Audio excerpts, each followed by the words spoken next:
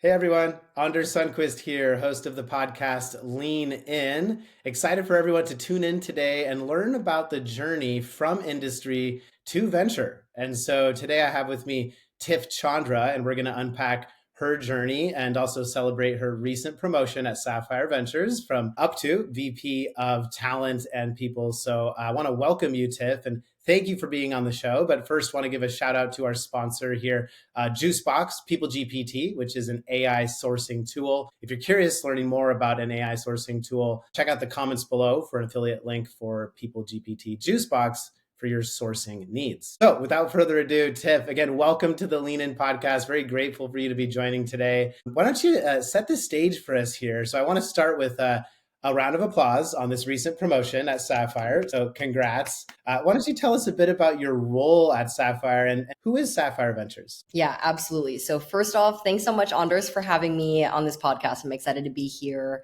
and just have an organic conversation with you. So Likewise. Sapphire Ventures, we are a venture capital firm and we focus on B2B enterprise software companies, typically investing from Series B to pre-IPO and really, at that growth stage after companies have established product market fit and some type of repeatability. So we have about, at this point, over 100 active portfolio companies within our orbit. And my role there as now VP of People and Talent, sounds weird to actually say it out loud, but I essentially partner with our CEOs, CHROs, CXOs across the portfolio to really provide any support around executive talent connections, talent advisory, go-to-market best practices, anything that really touches the people and talent structure and organization to help our founders and CEOs and CXOs, help scale in their journeys and thrive and ultimately come to an exit outcome. So that is my role in a nutshell at Sapphire Ventures. Well, congrats again on the recent promotion, and Sapphire Ventures, definitely an exciting firm in the space. So excited to unpack more about your role actually working with the C-suite. And we'll get to that in a moment. But first, I want to set the stage for all of our listeners. So again, if you're a people leader, a talent leader, or an individual contributor and want to learn about the journey from industry to venture capital, no one better to learn from than Tiff here. So why don't you tell us, how did you get into talent and recruiting? I didn't major for this in university. What about you? I also didn't, although I will say my major in university was communication. So I do think that that's a very relevant skill across the board. But as far as recruiting and talent acquisition, my background during school, I always thought I was going to move into marketing. And it's funny because, as you know, Anders, that's kind of like, it's now a full circle moment. Talk about full circle. Yeah.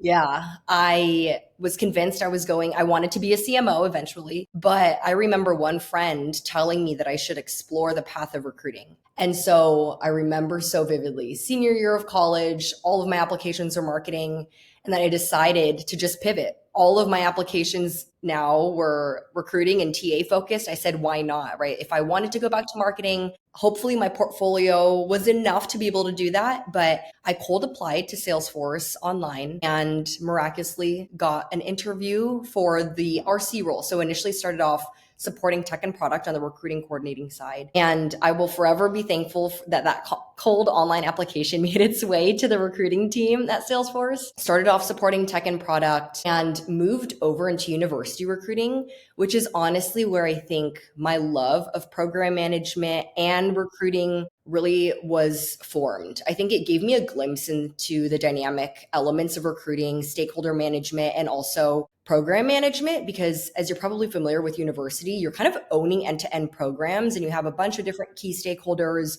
You're traveling on site with executives and really interacting with these pretty high level, very, very sharp, intelligent leaders in this space. And so did that for about, I think it was a little over a year, moved over into the sales sourcing organization. So this is where I was supporting Salesforce.org as well as MuleSoft. And I really wanted to cut my teeth in outbound sourcing and be able to know that I was able to see the entire cycle if I wanted to move into the full cycle recruiting role officially. Right.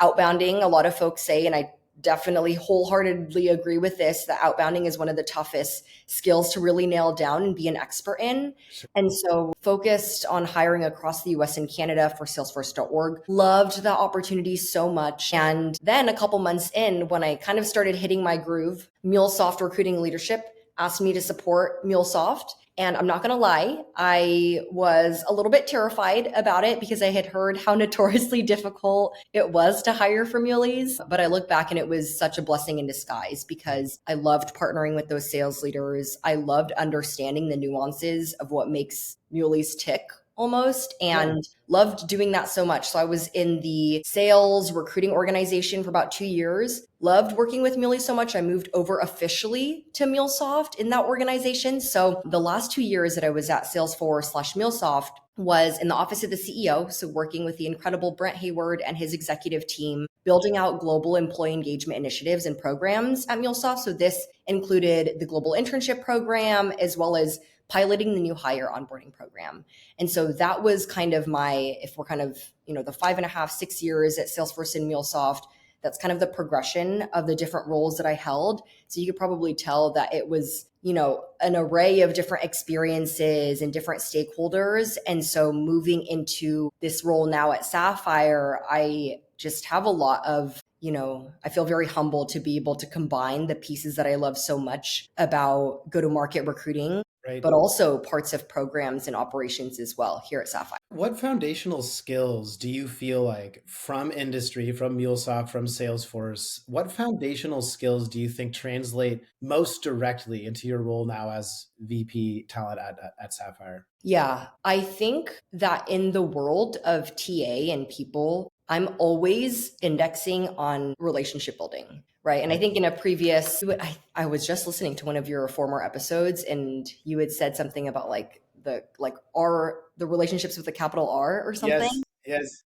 And so I really resonate with that. I think in every role that I've had in my career, I'm just a relationship driven person. And I think that's a skill that I was slowly building up at Salesforce and always indexing on, no matter, in what capacity, that I absolutely take over to Sapphire, because the key difference in this role is it is not a short-term game. We're not full cycle recruiting here at Sapphire, right? It's really long-term relationship building and thinking about how can we expand our ecosystem with the top practitioners, but not build a relationship to build a relationship. It's to build a relationship so that we genuinely can help in their journey, in our founders' journey, and just be that middle person to bridge opportunities and connections. So I kind of look at myself as that person that is able to really help with that. And I think a key skill is really relationship building, but it's also setting expectations. That's a skill that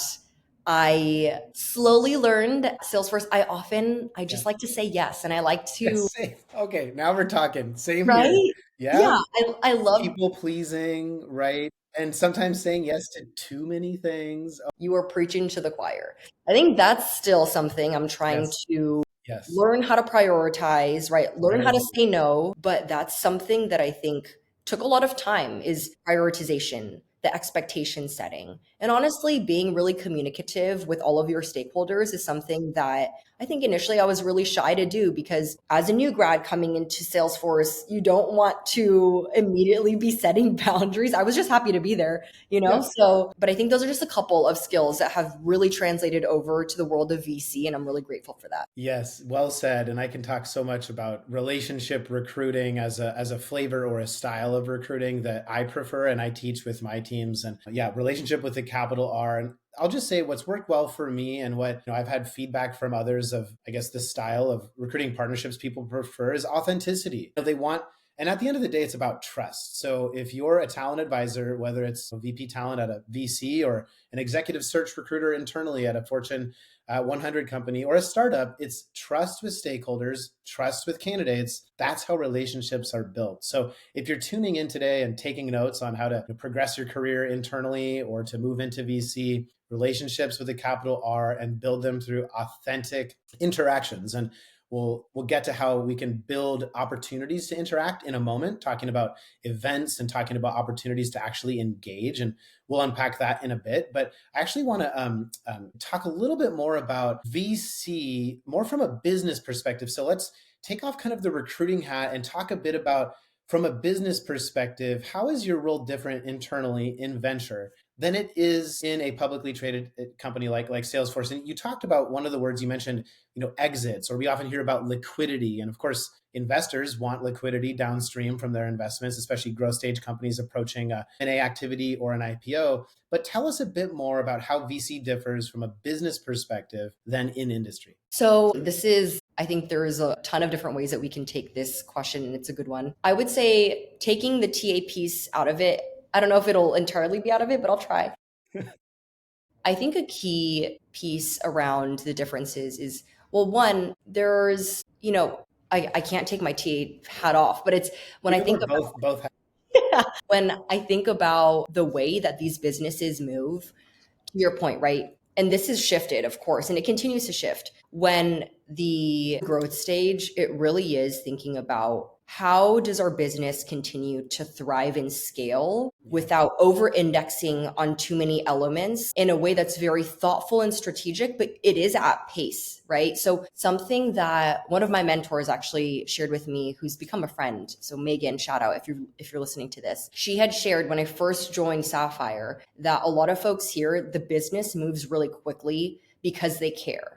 They don't move quickly because they need to, or just for the sake of, moving and being agile. But I think it's really the thoughtfulness around being able to continue to provide differentiated value to customers, Yeah.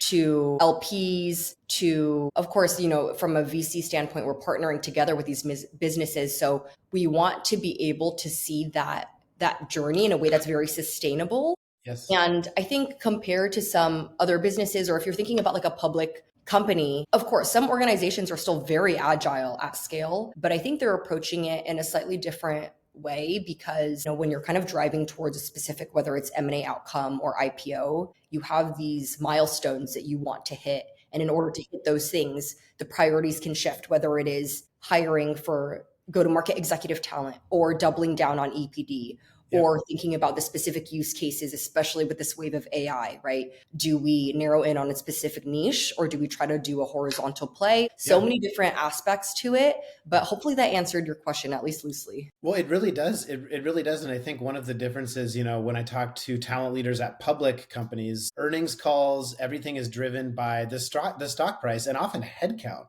is driven by stock price fluctuations, where versus a growth stage company might be driving towards its next funding round and has milestones to get there, which might be, depending on the domain they're in, monthly active users or EBITDA or some other business metric. And so, there is a different march, but at the end of the day, the business and finance is usually marching towards some goal or metric related to growth. Yeah. And this actually segues well into, the next question I want to unpack a bit is like the trends that you're seeing. Mm-hmm. You have such a unique perspective. I value your perspective in our conversation so much because you're working with dozens of portcos and the C-suite in these companies versus just being internal with one company, that depth that you might have. So tell us, rattle all of them off, anything that resonates. We can kind of double click on anything that's maybe sounds most important, but what trends are you seeing in 2025? There's already been a lot that's happened this year. What are you seeing as it relates to talent now, the top trends in your portco? Yeah, I love this question because I think immediately a handful come to mind. I would say something that we saw last year and hopefully is trickling into this year. And part of this is the emphasis that our own leadership places, at Sapphire around interview enablement and hiring manager enablement and education. Right. There's been so much movement, especially I would say 23, 24. There was a ton of movement around sales and marketing leadership, right? So I was chatting with a handful of trusted search partners and search vendors, and it felt like 2023 was a year of sales where there was a ton of CROs moving and stepping down and moving into, let's say, a president or CEO role. Then 2024 really felt like the year of marketing, where I felt like, And this was kind of validated in large thanks to a couple of, partners. Again, shout out Gia and Kira and the 343 team. And I think that CMOs, especially because that is where I really focus on as far as network cultivation, CMOs, they're typical, as far as startups. And this is, I think the data spanned from 2022 to 2024, I'm not mistaken, of a couple metrics that we pulled. The average tenure in that role across tech startups is typically, let's say, 18 months, right? And a lot of CMOs who have seen successful journeys, seen successful exits, and been really the tried and true leaders in organizations that have scaled tremendously are now opting for fractional and advisory But yeah, type of totally work. a big trend. Agreed. Yeah. And I think if we're looking ahead, I don't know if that, I mean, I anticipate, of course, that trend will continue in 2025. But going back to the piece of interview enablement and best practices, I think what I'm seeing across our portfolio, CEOs, CHROs, and coming from the top down, our CEO here at Sapphire is really keen on, you know, ensuring that we're providing the tools and resources when it comes to interview enablement as much as we can. I am not, let's say, I am not the subject matter expert on all things interview enablement, but we have folks in the network that know all about it, right? And You know so, where to go to provide the resource. Right, right. exactly. And I Like the think, liaison that can help stitch together the solution for the Portco. Yeah. yeah, Anders, like something that we talked about earlier on was how I experience imposter syndrome because I myself I'm not a CMO, right? I have not been in that role. I haven't been a chief people officer either. And so I look at my role, and again, shout out Megan, because when I first came to her and I was saying, I'm trying to reconcile Yeah. how I can be a SME in this, but then Yeah. also acknowledge that I'm not. And she Yeah. said, look at your role as an aggregator, right? Yeah. That is one of your superpowers, is you're able to aggregate all this data, all these conversations, Yes. and really share it back out. And so I think that's absolutely how I look more, at my role now, more Yeah. comfortably, Yeah. without letting imposter syndrome take over. But I think part of the trends that we're seeing across our portfolio is also CEOs are really investing in up leveling their current executive teams, which I Yes. really appreciate too. Because I think we can always, you can bring on a new, let's say, VP of marketing, you can bring on a new head of sales. But what if your current exec team just needs some coaching and they Yeah. just need the resources to be able to up Yeah. level their roles? Yeah. And so I think kind of like two parts, right? One is interview enablement in terms of external potential hire coming into the org and making sure that we're vetting and doing due diligence, highlighting competencies, being very crisp about what it is that these exec leaders are trying to solve for. And then there's the other piece of, if we're looking internally, how do we up level and how do we make sure that there is still aspects of career pathing in this, if this leader is able to really fill in gaps and if there's still room to grow. So kind of two sides to that coin, I would say. Well, and to piggyback on what you were saying, and if you're tuning in today and what Tiff said resonated with you, resonates with me, is imposter syndrome is normal. It's okay to feel maybe that you're not good enough or don't deserve this position or this title, or you're worried about how others perceive your role. That's common, that's normal, that's okay. I think what I heard a solution for you with imposter syndrome, and something that's worked for me as well, is you have a mentor and you're shouting out to her on the show. Thank you. And maybe you want to throw her name in the comments so people can know who you're talking about. But having a mentor is an excellent, brilliant idea, or a suite of folks who can help guide your career from industry into VC, and then, or wherever you're going in your career, have that trusted short list of folks that you can back channel and bounce ideas off. Mm-hmm. I find that's an excellent antidote to the imposter syndrome or to confusion in the industry, because talent in tech is changing so quickly. And I think one of the impressive things about your role and in our conversations is you're at the forefront of what's happening. And you just mentioned a few trends that you're seeing that I think are important to make note of. For our talent and people leaders tuning in today, is upskilling is a trend that you're seeing, and I'm certainly seeing this in my portfolio as well, and specifically as it relates to quality of hires. So in years past, when the metric and the demand on talent teams was growth at all costs, growing quickly, almost breakneck speed hiring. What I'm seeing as a trend in my corner of the sandbox for 2025 is, I would call it, intentional growth is common. There is growth, it's calculated growth, but I'm seeing a focus on quality over speed. What does that mean? I'm seeing clients focus on things like quality of hire or quality of applicant. If you're curious to learn more about that, shout out Mark Grimwood, who joined my podcast in Q4. He's a Salesforce recruiting SVP on the sales side, and really lots of words of wisdom from him. And he's joining again this quarter to talk more about quality of hire, quality of applicant. And I think it's an important metric to be aware of and be able to bring to our customers and our clients. If you're working with the C-suite and they want to know how to upskill, that might be a score to implement or to optimize for. 100%. I also think, if I can add to that really quickly, that each, especially at the executive level, right? I think before, folks were more keen on getting ahead of hiring plans and thinking about, proactively, we can afford to hire on these 3 executives and map out what that looks like once they get here, because we just want exceptional talent. And I think now each executive hire is, there's a microscope on, do we need this executive level leader? What is their exact remit and scope? How does it fit into the larger, plan around scaling journeys and growth? Because to your point, it's definitely not growth and hiring at all costs at this point. It is very intentional. And I love that word. Yeah. Thank you. And I think when we look at growth and intentionality, tying this back to what you touched on earlier with how do we build those relationships, and teams grow through intentional growth strategies. And I loved your ideas around space and events. And I was hoping you could unpack a bit for us on, how do you create opportunities for knowledge share? How do you find the most effective event style or community building space when you're looking at hosting or building something? Tell us. Yeah.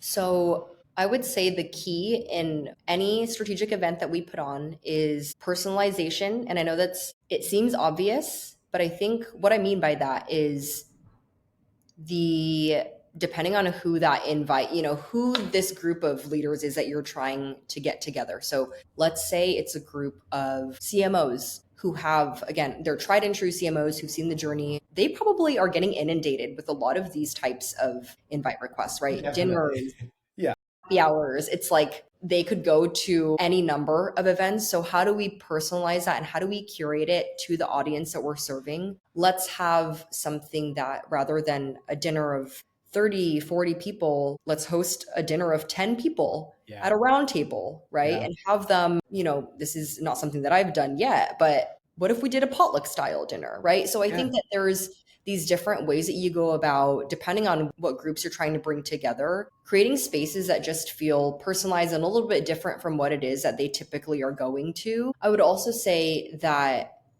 I always like pulse checking certain ideas. So of course, I'm so fortunate to have a team here at Sapphire. So I'll pulse check with my manager, Elizabeth, on certain ideas and things that, should we go about it this route, or is that a little bit, is that too much? And then she has these amazing wild ideas that we're just kind of like going back and forth. And then we'll validate with the actual practitioners, right? So we'll surface it to a CMO and say, hey, like, would you go to this event, or is this totally, is this completely out of the box? Like, do you want to have a potluck? So I think being able to have those, going back to trust in the relationship and the partnership, having those trusted people in your network and in your circle that you can really just kind of get a gut check for is really helpful. But I think the most important thing when it comes to hosting these type of events is, what are the goals of bringing these folks together? Usually it is on my side, if I'm talking specifically about the marketing community, I like to strike a balance between,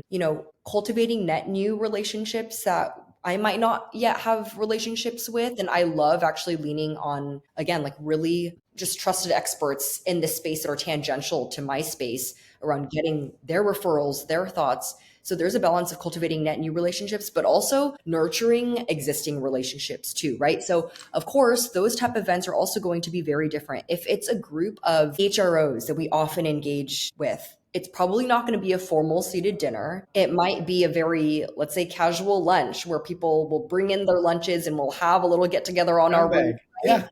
So definitely curating it and personalizing these events depending on Yeah. the audiences that you're serving, Yeah. but also what do they want to take away from this? Do the CMOs that you're bringing together want to hear about equity refreshes and how to have those conversations? Then maybe you get them together and you bring in a trusted compensation or total rewards expert to the table. Or do they just want to let their hair down, right? Then that's maybe telling you, no, they're kind of steering towards more of a happy hour style Happy event. hour So flavor. Yep. yeah, I think the key is just being attuned to what it is that your audiences Yes. want and need, right? Because that's ultimately who we're kind of servicing. It's like, my job is to be able to bring all of you incredible experts and leaders together so that you all can knowledge share in the best way possible. So, Yeah, I think really well said. My favorite word that resonated was attuned. Being attuned to the events attendees and what they might be most interested in, and really what they're optimizing for in learning, right? And having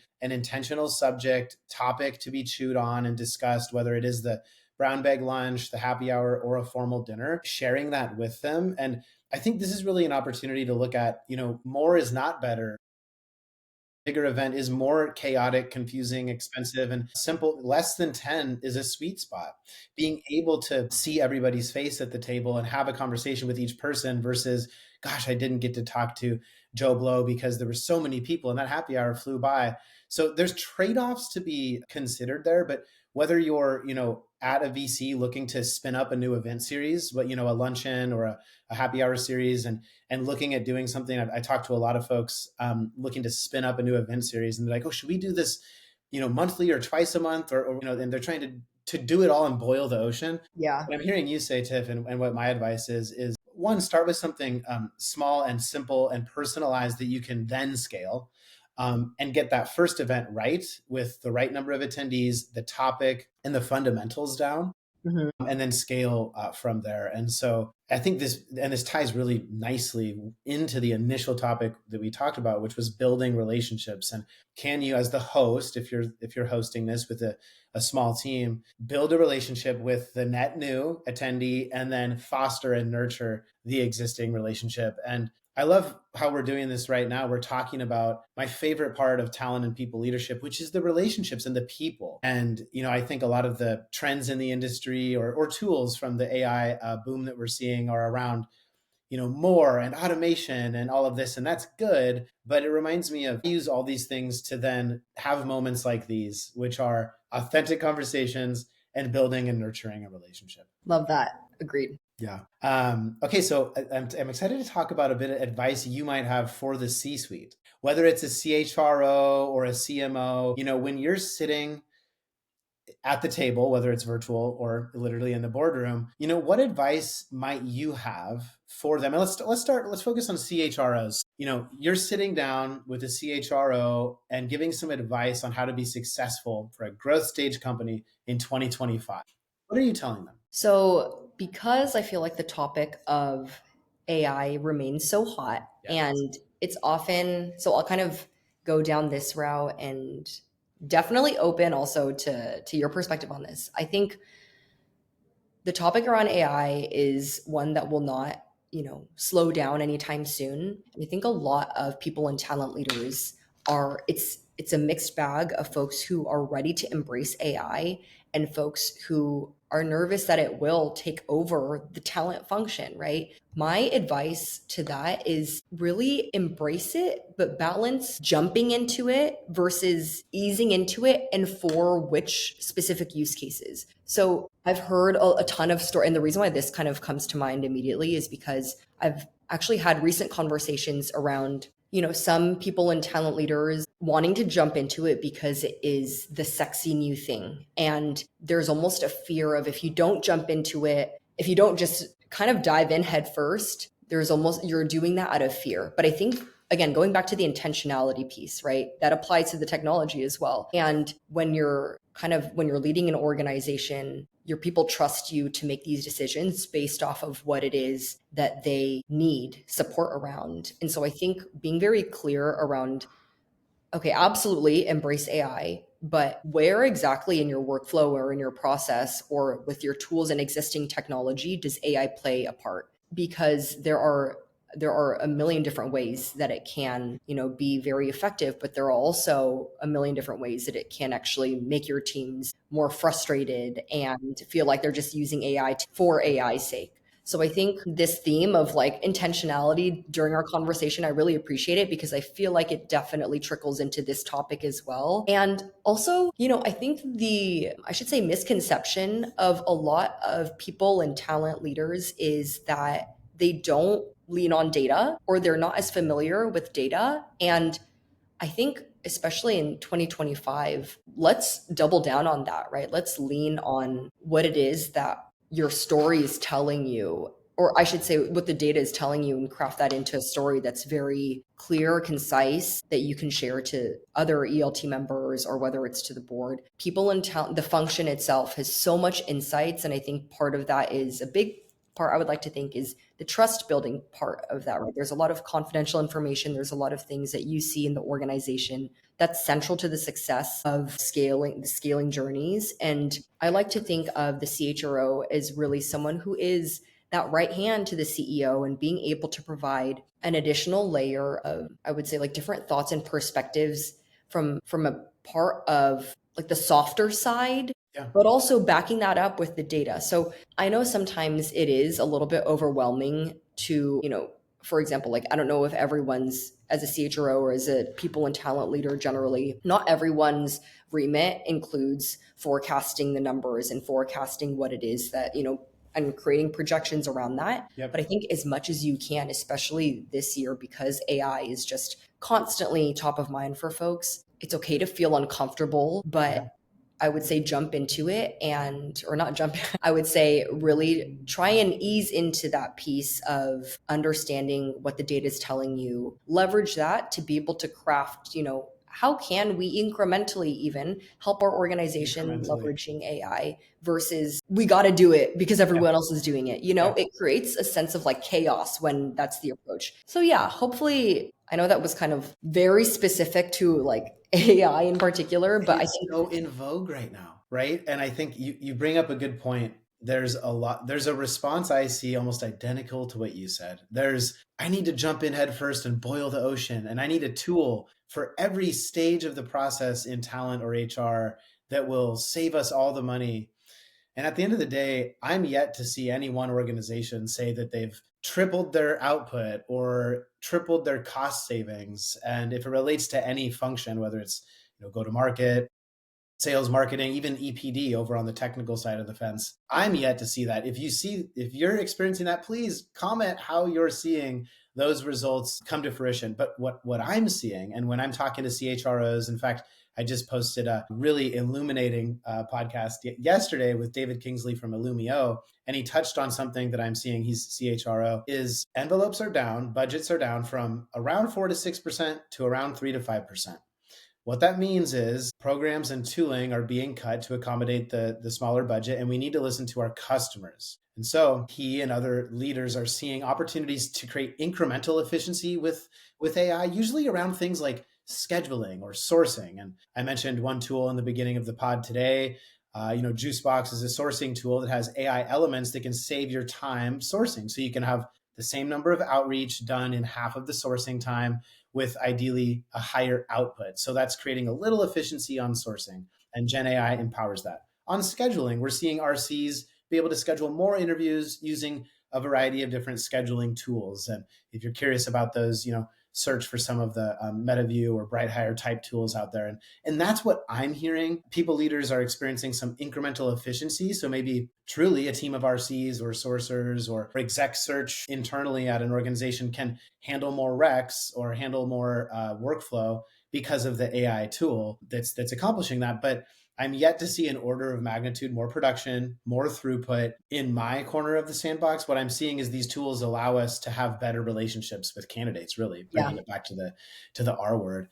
Mm-hmm. And so kind of, looking forward now, as I take my crystal ball, I've done a couple of these podcasts now, and I've heard trends from a few, people wiser than me, yourself included, on talent and recruiting trends for 2025. I'll start with what I'm seeing for 2025 and 2026. Where will the industry be a year from now? I like to ask myself this question in my little crystal ball here. And not all of these trends, by the way, do I necessarily agree with. I'm just seeing some of these things, and I like to talk about it openly so that we can be aware as a community, pivot and adapt, and if we need to, adopt. I'll start with something that's happening that I don't know how we feel as an industry. I'm seeing this left and right, which is, and you talked about, I think, the focus on upskilling and skills-based hiring, and then it bleeds into, okay, are we hiring for merit, and then where does that leave DEI? I know this is a big question or a topic of where have all the DEI programs gone? Where has all the spend and budget gone? And what I'm seeing as a trend is, because of those budget cuts, there's less focus on programs for DEI, but rather it's in the fabric of the organization.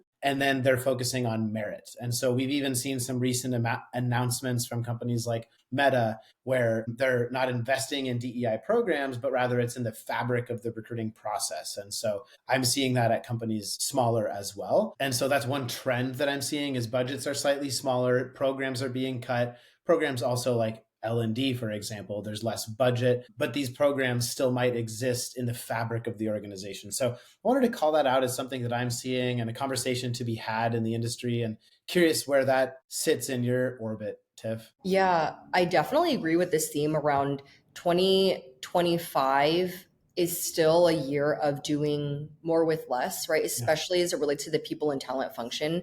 And that's part of the reason why I think internally here at Sapphire and other VC firms as well, I'm sure, are trying to provide tools, resources, education, and enablement around some of these topics of discussion, because their internal budgets might have been cut drastically, right? The function is getting hit. Not as hard, like thankfully, I feel like there was somewhat of a shift in the last couple months of 24, where fingers crossed hiring seems to be coming back this year, and Yeah.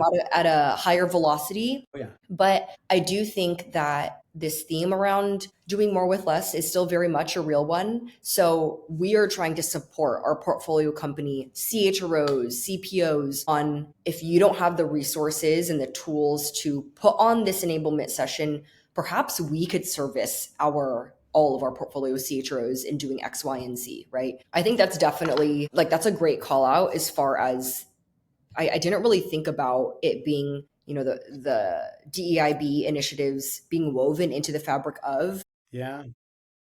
And I love that. I also think that I agree with you, though. It's been a trend of those programs specifically often being cut.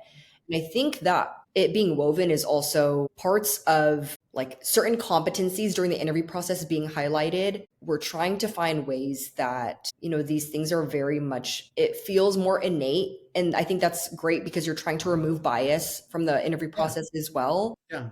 But another trend that I think definitely this year, going back to TA, embracing AI, technology, and just trying to make things more efficient with growth, sustainable growth, is, I think I'm really actually excited about the technology that's coming out around balancing this human feel around being able to maintain and build these relationships long term with tech driven efficiency, leveraging AI. Yeah.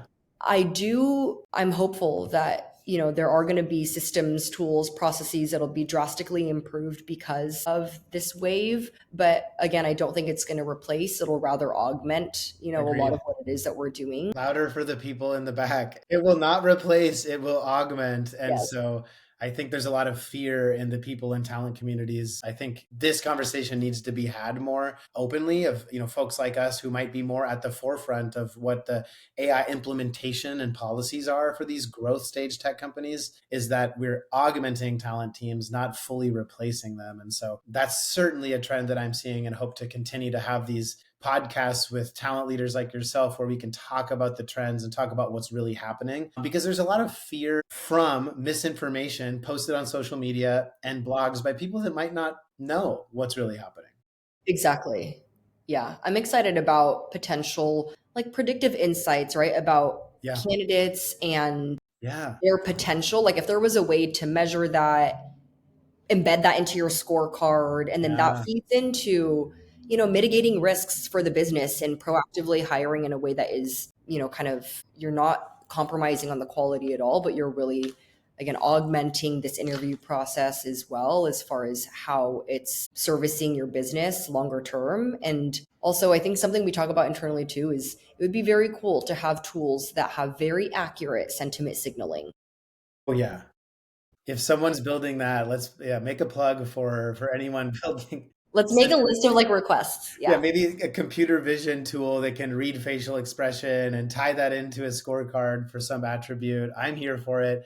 Let's spin up our own startup. I would love to do that and make us all better at our jobs. So, well, Tiff, it's been an honor hosting you on the Lean In podcast today. Any sign off words for our audience before we head out? Well, just that I appreciate, having a chance to be on this podcast, Anders. You had mentioned right before this question, you're chatting with experts that know more than yourself, including me. And I'm like, no, no, no. I still feel like a total, I'm soaking in all the learning and knowledge. And I really appreciate these conversations and open discussions because I feel like I'm still constantly learning about the industry, different businesses, and there's just so much more to do and so much more to learn. So I appreciate the time, and it's been a lot of fun to just converse with you on here. Likewise. Well, thank you. Happy New Year to you, Tiff. Happy New Year to all the listeners on the Lean In podcast. Let's have a great 2025. Bye now. Let's do it. Bye, Anders.